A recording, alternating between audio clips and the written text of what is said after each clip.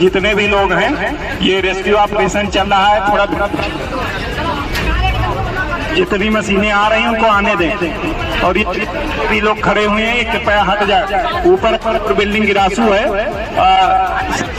चाहिए किसी दुर्घटना से इनकार नहीं किया जा सकता। आप सभी लोगों से निवेदन है कि सब लोग हट जाए ऊपर से।